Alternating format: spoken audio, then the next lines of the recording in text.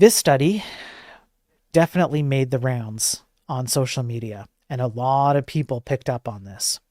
So let's have a look at a little bit about what this study went over. What they did was talk to 16 developers with moderate AI experience, got them to complete 246 tasks in mature projects on which they have an average of 5 years of prior experience. Each task is randomly assigned to allow or disallow usage of early 2025 AI tools. When AI tools are allowed, developers primarily use Cursor Pro thanks to Primeagen, a popular code editor, and Claude 3.5 3.7 Sonnet. Before starting tasks, developers forecast that allowing AI will reduce completion time by 24%. In other words, they're going to have a 24% time savings when they're working on code using one of these AI systems. After completing the study, developers estimate that allowing AI reduced completion time by 20%. Surprisingly, we found that allowing AI actually increases completion time by 19%. AI tooling slowed developers down. This slowdown also contradicts predictions from experts in economics, which say that it's going to be 39 shorter, and ML 38% shorter. To understand this result, we collect and evaluate evidence for 20 properties of our setting that a priori could contribute to the observed slowdown effect. For example, the size and quality standards of projects, or prior developer experience with AI tooling.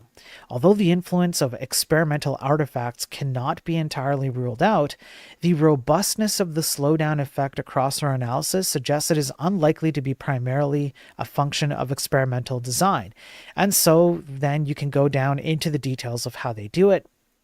They break down which tasks they grabbed, how many stars they have, the complexity of them, which AI models are allowed or not allowed.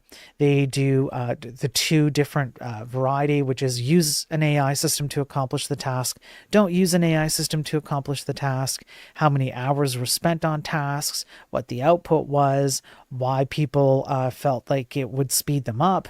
So they did a little bit of like a pre-survey and then a post-survey, what things caused the slowdown, all of that stuff, how it was used, everything. It's all in here. Methodology, all of it's all in here. Now, the issue is that it only covers 16 developers. So it's a small group of people. And it's really difficult to make a generalization of all developers who use these systems having a slowdown like this. However, there are some key indicators here that show why the slowdown happened, and these are things we've covered before. So for example, if I go down here, okay, and we'll go like this, okay? We've covered this stuff before, and I would make the argument that this study nails the reasons why AI does not help you with coding. So one of the reasons, for example, is that AI performs worse in large and complex environments. Not only have we proven that time and time again with other related studies in terms of complexity, but we also understand why. Developers accept less than 44% of AI generations. If you're at half an acceptance rate, almost, that means that you're sitting there waiting for, like, you have to craft a prompt, you have to hit enter, you have to wait for the thing to return to you a generation of autocomplete or whatever suggestion it wants to make, and then you have to reject it, which means you're wasting time. You're wasting time generating that instead of just doing the thing that you need to be doing. Majority report making major changes to clean up AI code. Here's another thing. AI code has very limited context, which means it's going to send you code that has very negative impacts to the entirety of the project as a whole. 9% of time spent reviewing and cleaning AI outputs. Developers report AI doesn't utilize important tacit knowledge or context. So these are all factors. It even goes into things that are like unclear on why things are slowed down. Developers who report scope creep see less slowdown, which is kind of a weird thing to say. 47% more lines of code per forecasted hour in AI allowed issues, minor differences in post review times, higher developer retention is on Cursor, but some developers report using AI is less effortful. There's similar slowdown with prior Cursor experience.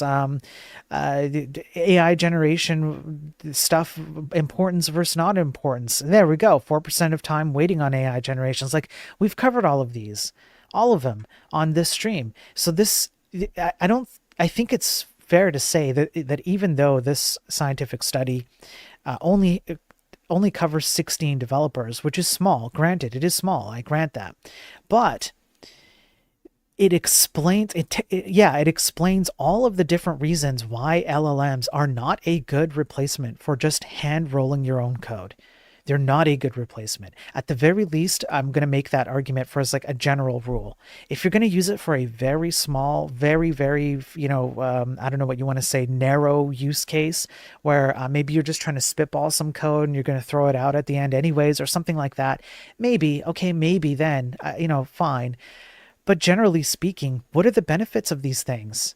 Right. And I find that this study has a lot of weight because if you add in all the other stuff that I've done across 87 now episodes of the Daily Tech News Stream, including some one scientific study we're going to go into next, you're going to see that all of the reasons why developers reported the slowdown are all the reasons we've already covered. And you also have to remember something else that's important in this study. Developers self-report. So when you see a study that says, "Oh, this LLM produced, made developers like 20% more productive," what's the quantifiable number on that? What are the metrics on that? It's self-reported. It's all self-reported. That doesn't mean that it's actually 20%. It's just that you feel like it's 20%. And this is I hope more studies like this show up, because I bet what you're going to find is that self-reported increase in production is not actually correlated to the actual output of productive code that you generate.